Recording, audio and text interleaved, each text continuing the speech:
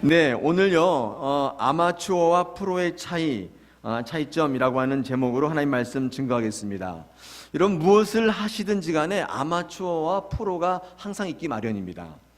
여러분, 아마추어와 프로의 차이가 뭔가 여러 관점에서 말씀드릴 수 있겠지만, 저는 이렇게 한번 생각을 해보았습니다. 설렁설렁하는 사람과 목숨 걸고 하는 사람의 차이입니다. 그냥 설렁설렁 하시는 분들은 우리는 그냥 아마추어라고 부르고요, 목숨 걸고 하는 사람은 우리는 이제 프로라고 부르는 것이죠. 여러분, 그래서 아마추어는 싫으면 때려칩니다. 왜요? 다른 게 또 있기 때문에 그렇죠. 그야말로 정말 취미로 하는 거예요. 그래서 아마추어입니다. 그런데 프로는 좀 다르잖아요. 직업으로 하는 것이고 내 삶의 방편이고 먹고 사는 방편이에요. 더 이상 물러날 곳도 없고, 그래서 목숨 걸고 하는 겁니다. 어쩌면 그래서 프로가 되는 것인지도 모르겠습니다. 여러분에게 한번 묻고 싶은데, 여러분이 하시는 일들 가운데 프로라고 하는 얘기를 듣고 계십니까? 당신은 프로야, 전문가야, 이렇게 얘기를 듣고 계십니까? 아니면 아마추어가 나보다 잘해요? 그럼 한번 여쭤보셔야 될 거예요. 여러분 스스로에게 한번 물어보실 만한 이야기인 것 같아요. 여러분은 여러분의 하는 분야에서 정말 프로라고 하는 이야기를 듣고 있는가? 갑자기 이런 질문을 받으니까 뜨끔하시는 분도 계시죠. 여러분 하는 분야에 프로란 얘기를 들으실 수 있어야 될 줄 믿습니다. 여러분, 바둑을 둘 때 보면요, 아마추어와 프로의 차이가 확실히 갈립니다. 여러분, 2급과 2단 바둑에서, 여러분 2급은 절대 하수가 아니에요. 2급도 잘 두는 바둑입니다. 2급과 2단은요 상당한 차이가 있습니다. 제가 언젠가 한번 설교 때 소개했는데, 제가 바둑을 잘 두기 때문에 그런 얘기하는 건 아니고요, 2급과 2단은 당장의 수를 읽는 지식이 비슷해요. 2급이 하수가 아니기 때문에 보는 길이라든지 수를 똑같은데 거의 비슷한데 차이가 있습니다. 이게 아마추어와 프로의 차이인데, 차이가 뭐냐면 이 판세를 읽는 능력이 달라요. 2급하고 2단은 판을 읽는 능력이 다릅니다. 판세를 보는 통찰이 달라요. 상황을 인식하는 폭이 다르고 앞날을 내다보는 거리와 깊이가 달라요. 같은 2자인데 2급하고 2단은 완전히 다른 것입니다. 2급은 바로 눈앞의 이익밖에 볼 수 없지만, 여러분 2단은 판세를 봐요. 세를 본단 말이에요. 앞으로 어떻게 벌어질 것인가를 가름하는 거예요. 엄연히 하수와 고수가 존재하는 것입니다. 여러분, 마찬가지로 신앙의 영역에 있어서도 과히 다르지 않습니다. 분명히 아마추어와 프로가 존재해요. 취미로 신앙생활 하시는 분들이 간혹 있습니다. 목숨 걸고 신앙생활하는 분들이 있어요. 이 두 부류가 교회 내에서 공존하고 있어요. 여러분, 취미로 신앙생활 하시는 분들은 취미생활, 이 신앙생활에 있어서는 아마추어죠. 그런데 이 아마추어로 신앙생활 하시게 되면 이 하나님의 엄청난 능력과 영적인 체험과 기적을, 그 깊은 맛을 체험하기가 쉽겠어요? 어렵습니다.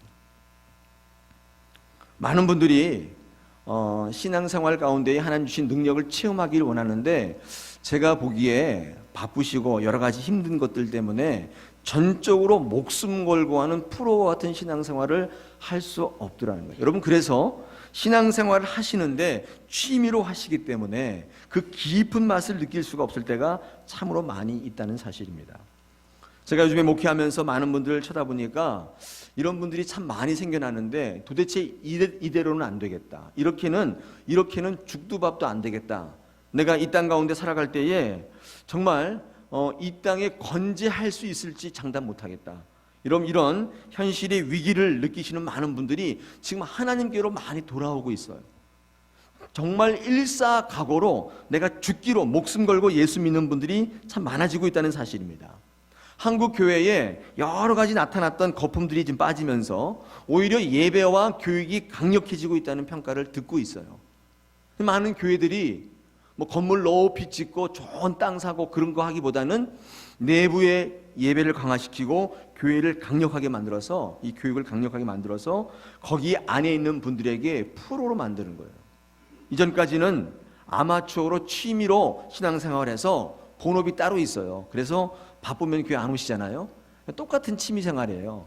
학생이 공부할 때 본업이 공부잖아요. 학교 다니는 거. 시험 볼 때 영어 보러 다니는 사람 없죠. 영어는 취미잖아요.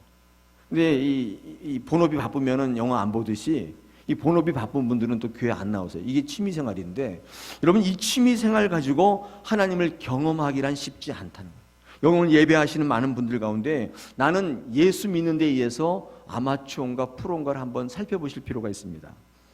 점점 내가 살 것이 밥이 아니라는 것을 깨달아가는 분들이 많아지고 있어요. 하늘의 양식을 갈구하게 되고 거기에 초점 맞추는 인생들이 많아지면서 여러분 어때요? 믿음의 영역에서 아마추어와 프로가 확실히 갈리고 있어요.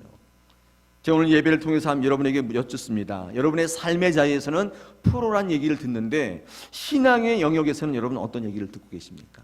정말 프로예요? 아마추어예요? 한번 여러분 자신에게 물어보시길 바랍니다. 그리고 내 삶의 자리가 이렇게는 안 되겠다고 위기의식을 갖고 있다면 여러분 신앙에 있어서의 변화가 지금 필요한 시기라는 생각을 해보게 됩니다. 제가 2월 들어서 쓰임받는 삶이라는 제목으로 주제로 말씀을 전하는데 오늘 세 번째 말씀으로 이 아마추어와 프로의 차이점, 여러분 이 제목 가지고 말씀을 증거할 때 여러분에게 도전되시기를 축원합니다. 여러분 한번 결단하시는 자리가 되었으면 좋겠습니다.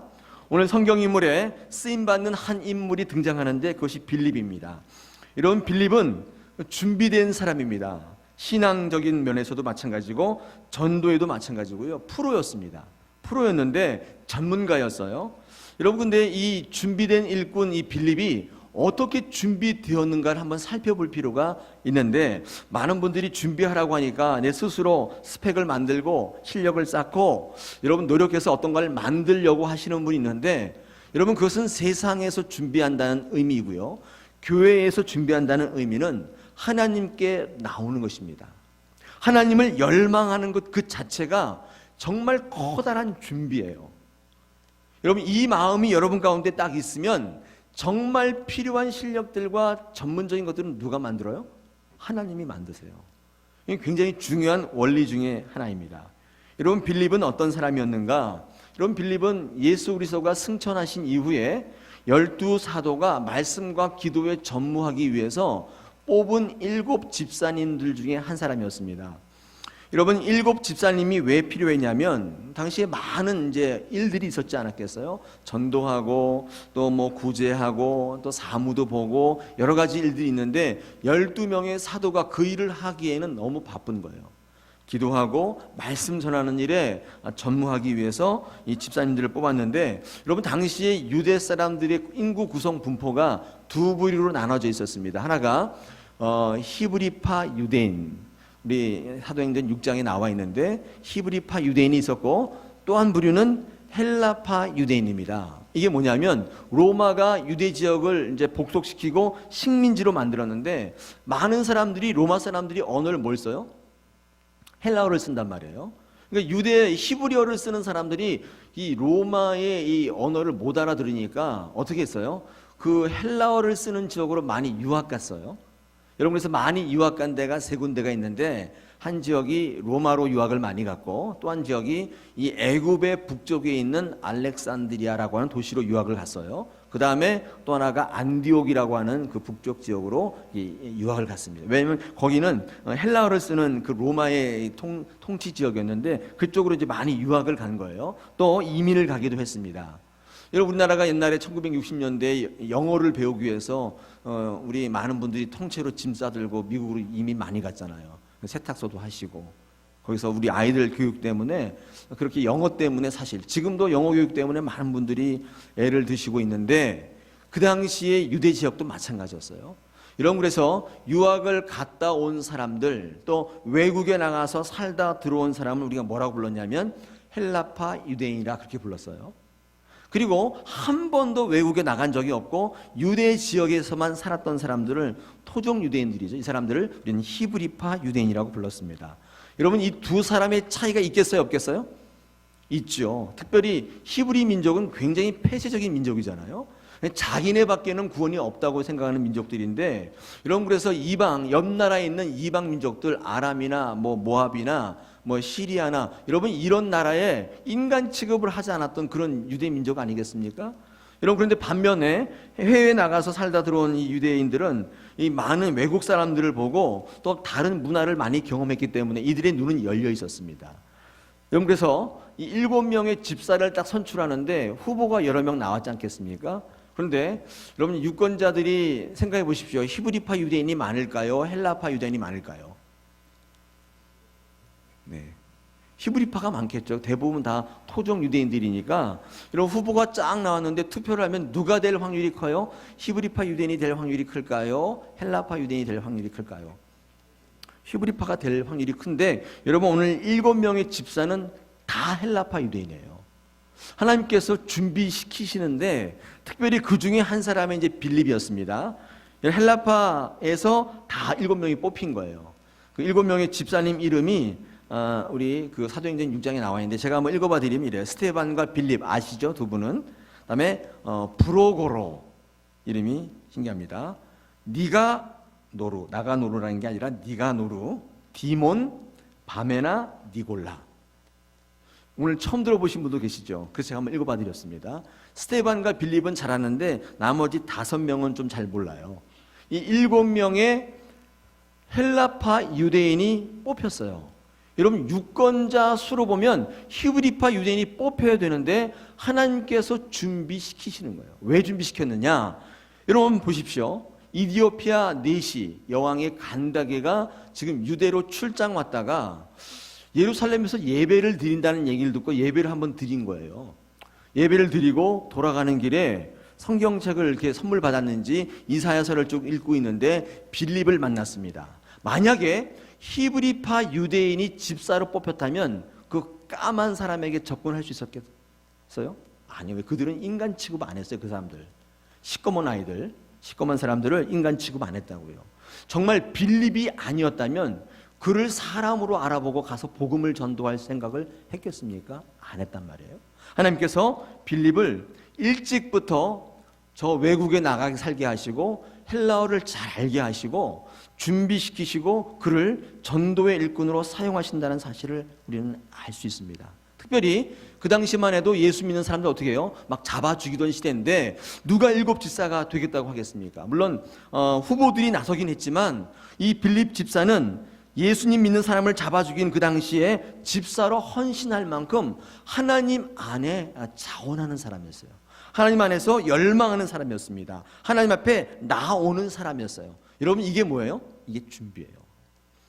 여러분, 교회에서 쓰임받거나 세상에서 쓰임받을 때 가장 중요한 원칙이 뭐냐면 하나님 앞에 달려 나오는 거예요. 하나님 앞에 나오지 않으면 기본적으로 준비되어질 수가 없어요. 하나님께서는 지금도 여러분을 쓰시기 위해서 여러분 환경과 조건들을 지금 만들어 놓고 계세요. 여러분이 지금 당하는 모든 어려움과 환난도 하나님이 궁극적으로 쓰시기 위해서 지금 여러분 벌려놓은 하나님의 계획인 줄 믿습니다. 중요한 게 뭐예요? 하나님 앞에 나오시는 거예요. 하나님 앞에 안 나오면 그 모든 준비한 것들이 준비됨이 되지 못해요.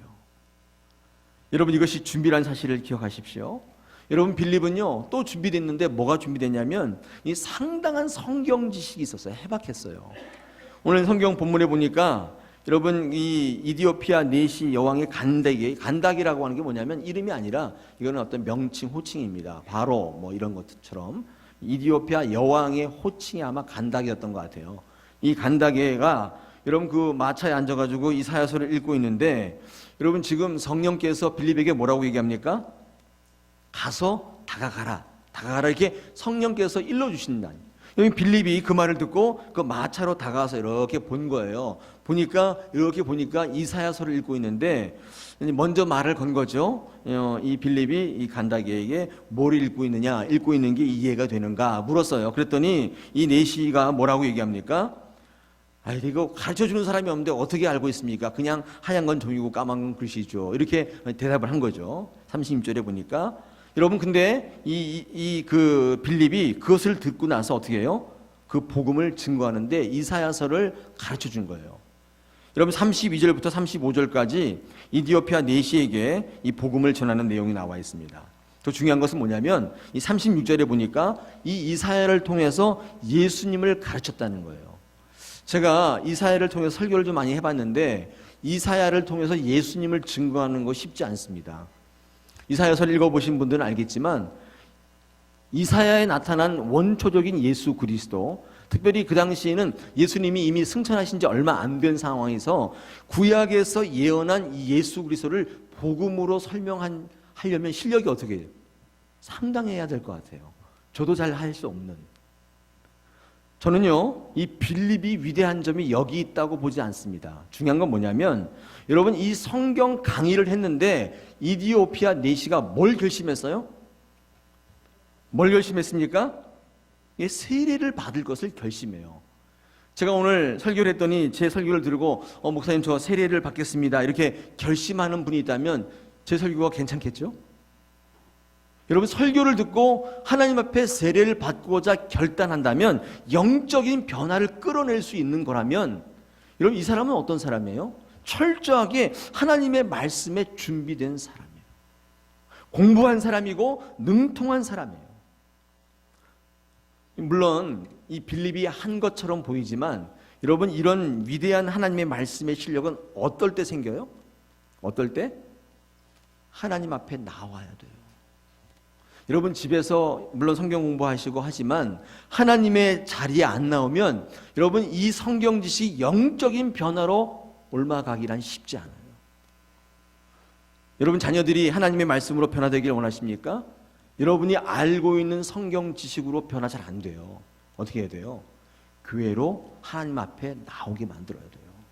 여러분, 많은 사람들과의 교제 가운데에, 그분의 신앙 가운데에 그들의 모든 과거 역사와 간증 속에서 그들이 바뀔 수 있기 때문에, 여러분, 이 빌립이 이 같은 능력이 있었던 것은 단순히 혼자 독학해서 된 게 아니라 하나님의 공동체 가운데서 기도하고 하나님 앞에 온전히 무릎 꿇어서 성령의 음성을 들을 수 있을 만큼 그가 성장했기 때문이라는 사실. 할렐루야. 여러분, 하나님 앞에 달려나오는 것을 잊지 마십시오. 제가 출애굽기 35장에 보니까 이런 사건들이 기록되어 있는데, 하나님이 회막을 지을 때 거기에 부살렐과 오홀리압이라고 하는 사람을 불러서 그들에게 일을 맡기십니다.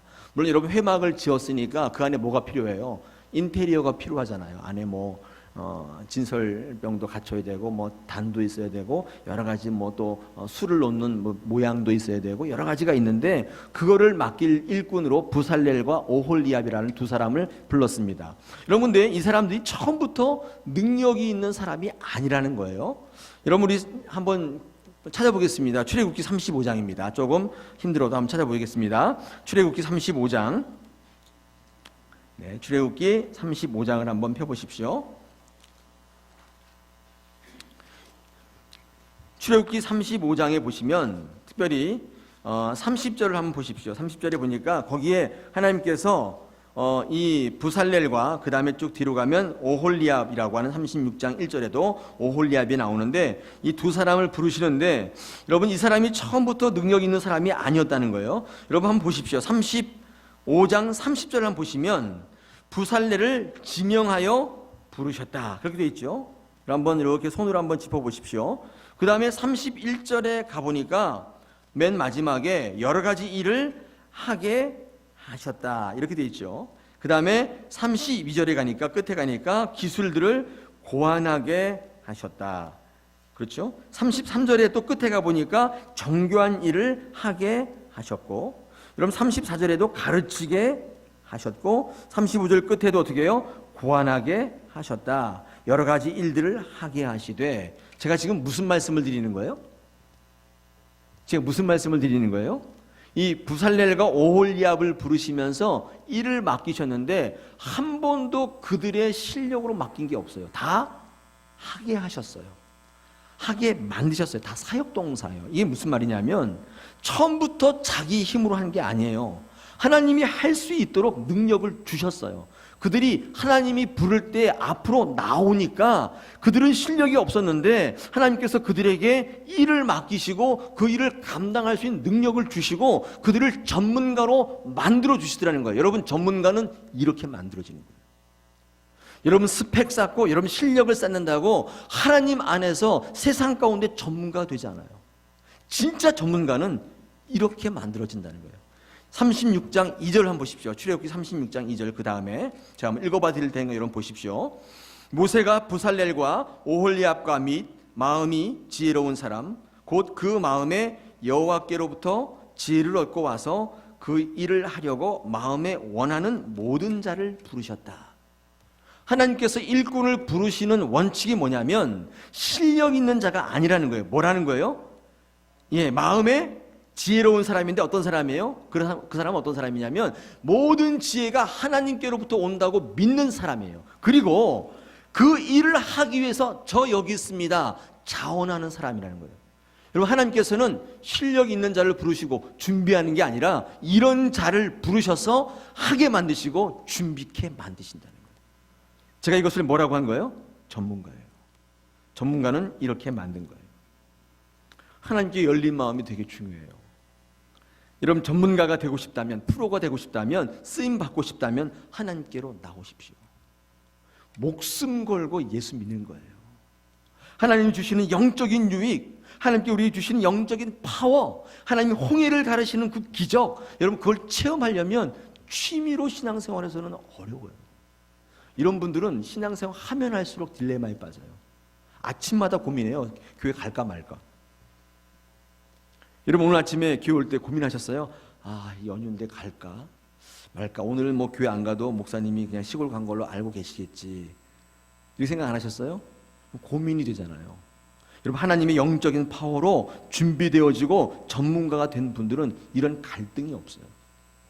할렐루야. 쓰임받기를 원한다면 하나님을 찾아 나오십시오.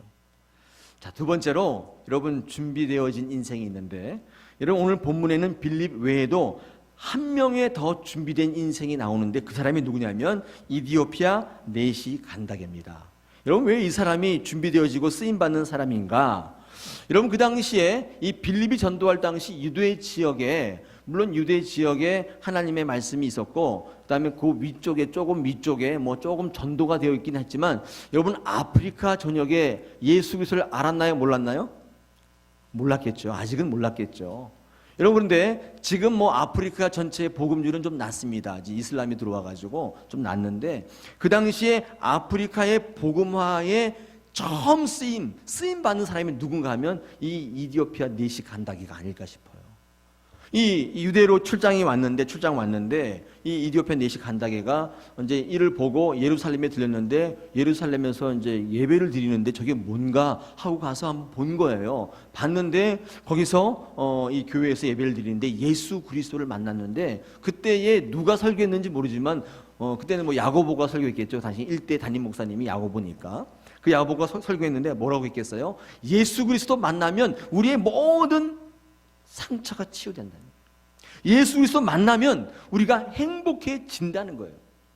여러분, 이 이야기를 누가 들은 거예요? 이디오피아, 이때는 네시를 강조해야 돼요. 네시 간다게가 그걸 들은 거예요. 여러분, 이디오피아 네시 간다게가 이사야, 그 따분한 책 이사야를 펼쳐 들었을 수 있었던 원인이 뭐예요? 그건 네시였기 때문이에요. 그런 생각 안 해보셨어요? 네시였어요. 여러분, 네시가 누구예요? 전하, 이거 네시입니까? 목소리가 그런 사람이 네시예요? 여러분, 네시는 개인적으로 불운한 사람이잖아요. 어디 가나 환영받지 못한 사람. 여러분, 네시를 이렇게 편의점 선견 없이 볼 때는 그냥 됐는데, 갑자기 네시라는 말 딱 들으면 어떻게 돼요? 굉장히 이상하게 보이잖아요. 여러분, 이 네시는요, 어디 가서나 쓰임 받을 수 없는 그런 왕궁에서 정말 이 성적인 문란을 일으키지 않는 자리에 밖에는 쓰임 받지 못하는, 어디 가도 쓰임 받지 못하는 개인적으로 불운한 사람. 근데 참 아이러니한 것은요, 이 네시가 하나님을 만난 것은 이 개인적인 불운 때문이었어요. 상처 때문이었다고요. 여러분, 그래서 출장길에 자기의 불행한 인생, 자기의 상처를 늘 안고 살아갔는데 예루살렘 교회에서 하나님을 만나는 거예요. 예수를 만난 거예요. 나 같은 인생도 어떻게 해요? 하나님 손에 붙들린 바 되면 행복한 인생이 될 수 있다고 들은 거예요. 그가 성경책을 펼친 거예요. 여러분, 이 이디오피아 네시 간다게를 통해서 아프리카가 복음화되는 첫 단추를 하나님은 여셨어요. 꼭 기억하십시오. 네시가 아니었다면, 행복한 인생을 꿈꾸는 자가 아니었다면 그는 절대로 성경책을 펼쳐들지 않았을 거예요. 여러분, 다윗의 물맷돌 실력을 간과해서는 안 됩니다. 제가 어렸을 때 이 얘기를 듣고 집에서 해봤어요. 이거를 맞추는 거는 쉽지 않습니다. 이거 백날 연습해도 잘 안 돼요. 이거는 진짜로 실력이 있어야 되는데, 그것도 골리앗에 어딜 맞췄어요? 투구를 썼는데 요 한가운데 딱 비어있는 거기를, 여러분 나중에 집에 가서 한번 사무엘상 10장 읽어보십시오. 이 물맷돌을 돌며 뛰어요. 뛰면서 달려가면서 던졌는데 여기를 정확하게 맞춰요. 여러분 이건 뭐라고 해야 돼요? 당연히 실력이죠. 돌 던지는 데는 전문가가 된 거예요. 여러분 근데 이 물맷돌 실력이 어디서부터 오는지 아십니까? 어디서부터 왔습니까? 물론 연습했죠. 여러분 그런데 성경을 가만히 읽어보시면 다윗이 어떤 사람이었는지 우리가 좀 짐작할 수가 있는데, 여러분 그 사무엘이 이새의 집안에 왕으로 선택할 자에 기름 부으려고 왔는데 다 형들은 왔는데 막내 누구는 부르지 않아요? 누구는 안 불러. 다윗은 부르지 않아요. 그렇죠? 여러분 그 구절을 그냥 넘어가셨지만 가만히 묵상해 보십시오. 여러분이 부모였는데 내 사랑하는 막내 아들이 있는데 그 아이가 지금 들판에서 양을 치고 있는데 부르지 않겠어요? 부르겠어요? 안 부르겠어요? 그럼 문제가 좀 있죠. 그 아들이. 뿐만 아닙니다. 전쟁터에 나가 있는 큰형 엘리압을 응원하고 또 이렇게 도시락을 주기 위해서 도시락을 싸서 보냈는데, 여러분 큰형 엘리압이 다윗을 맞는 거 보면 여러분 이거 형제지간이 맞는가 싶을 정도로 굉장히 모질게 박정하게 맞아요. 여기 왜 왔냐? 가서 양이나 보지 또 여기 와서 잘난 체 하느냐? 이렇게 얘기한다고요. 여러분 다윗은 어떤 사람이었어요? 집안에서 부모에게 형제에게 왕따 당하는 어떤 가정적으로 문제 있는 문제야? 저는 그렇게 봅니다. 여러분 다윗은 나중에 밧세바랑 그 간음한 사건이 벌어진 이후에도 나단이 죄를 지적하기 전까지 죄인 줄 몰라요. 조금 문제 있는 아이였지 않았을까 그런 생각을 해보는데, 여러분 다윗이 하나님을 만나지 않았더라면 그는 그렇게 뭐 괜찮은 인간이 아니었을 것 같아요. 여러분 다윗이 왕따였기 때문에, 문제가 있었기 때문에, 자기 안에 상처가 있었기 때문에 늘 어디에 머물렀어요? 들판에 앉아 있었다고요. 이새가 왕으로 안수한다고 하는데 그 자리에 끼지도 못하고 들판에 앉아 있었어요. 늘 마음에 상처가 있었어요. 여러분 그때 앉아서 뭐 했겠어요? 부르는 사람도 없고 밥 먹으라고 부르지도 않고 뭐 해야 돼요? 옆에 널린 게 돌이니까 그거 가지고 심심해서 한 번씩 던져본 거예요. 잘 맞거든요. 또 던져봐요. 괜찮거든요. 이번엔 서서 뛰어가면서 던져봤어요. 더 괜찮거든요. 여러분 그 다윗의 물맷돌은 어디서부터 왔어요? 그 상처로부터 왔다. 그가 하나님 앞에 부모에게 귀여움받고 사랑받는 아이였다면 절대 그 들판에 앉아있지 않았을 거예요. 집에 가서 어리광 부리고 부모에게 뭐 사달라고 뭐 게임하고 뭐 그랬겠죠. 그러나 그는 버림받았고 상처받은 아이였기 때문에 늘 돌을 던졌단 말이에요. 물맷돌 실력은, 거인 골리앗을 넘어뜨린 기적은 어디서부터 왔는가? 그의 상처로부터 왔어요. 사랑하는 여러분, 상처 두려워하지 마십시오. 아픔을 두려워하지 마세요. 부끄러워하지 마십시오. 그대로 하나님 앞에 가지고 나오시면 하나님은 그 상처 입은 자를 고치시고 싸매시고 그를 통해 구원을 이루어 가신다는 사실이에요. 완벽한 사람을 통해서가 아니에요. 상처 입은 치료자를 쓰신다고 말이에요. 할렐루야. 여러분 이디오피아 니시 간다게가 쓰임 받았다는 거예요. 여러분 이 바울과 똑같이 아프리카 전역에 복음의 씨를 뿌리는 위대한 전도자로 쓰임 받았는데 그게 어디서부터 왔는가? 상처로부터 왔어요. 여러분 상처가 있으십니까? 상처 두려워하지 마십시오. 상처가 치유되면, 아물면 여러분 그것을 통해서 똑같은 상처 입은 자를 죽기로 인도하는 놀라운 역사가 여러분에게서부터 시작된 믿습니다. 세 번째 있습니다. 쓰임받는 인생 세 번째 중에 하나가 여러분 순종하는 자를 통해서 쓰임받습니다. 여러분 이 빌립이 이제 전도하려고 길을 나섰죠. 여러분 8장 26절 우리가 읽은 본문 첫 번을 한번 보시기 바랍니다. 사도행전 8장 26절로 돌아갑니다. 거기에 성령께서 이 빌립을 인도하지 않습니까? 어디로 인도합니까? 우리 26절을 한번 같이 다 함께 읽어보겠습니다. 시작. 주의 사자가 빌립더러 가로되 일어나서 남으로 향하여 예루살렘에서 가사로 내려가는 길까지 가라 하니 그 길은 뭐라고요? 광야라 돼 있습니다. 광야라 돼 있습니다. 아니 지금 전도하려고 나가고 있는데 성령께서 지금 빌립에게 어디로 인도하시는 거예요? 광야로 인도합니다. 여러분 광야로 가면 사람 있어요 없어요? 없습니다. 광야로 가면 안 돼요. 전도하려면 어디로 가야 돼요? 도시로 가야죠. 도시로. 여러분 빌립의 생각과 이 성령의 생각이 너무 달랐어요. 여러분 살다 보면 그런 거 체험할 때가 많죠. 특히 기도할 때에 또 설교 들을 때에 내 생각과 너무 다른 거예요. 내 생각할 때는 그렇게 하면 안 될 것 같은데 자꾸 그렇게 하라고 명령하실 때가 있어요 없어요? 있잖아요. 여러분 정말 준비된 인생, 쓰임받는 인생이 어떤 사람이냐면 바로 그 사람입니다. 내 생각과 내 모든 것이 달라도 어떻게 해요? 하나님 말씀 앞에 그 말에 귀 기울일 줄 아는 거예요. 여러분 구약 성경에는 순종이라는 말이 없다고 그랬죠? 순종이라는 말 자체가 없어요. 히브리 말에는 그 말이 없습니다. 순종이라는 말을 전부 뭐라고 표현했냐면 청종하라 듣는다라고 쇼메아라고 하는 이 히브리 말로 번역해놨어요. 여러분 듣는다는 것이 순종하다는 말로 번역한 거예요. 순종이라는 말은 히브리 성경에서 우리 구약 성경에서 뭐라고 번역돼요? 듣는 것을 순종이라고 표현하는 거예요. 여러분 내가 듣지 않고 내가 하나님 앞에 귀를 기울이지 않으면 순종할 수 있습니까? 없어요. 내 마음대로 하게 돼 있다는 거예요. 오늘 빌립은 전도에 막 열정이 막 불타올라서 어디로 전도할까 막 찾고 있는데 성령께서 어디로 가라는? 도시로 가지 말고 광야로 가라는 거예요. 너무 달랐어요.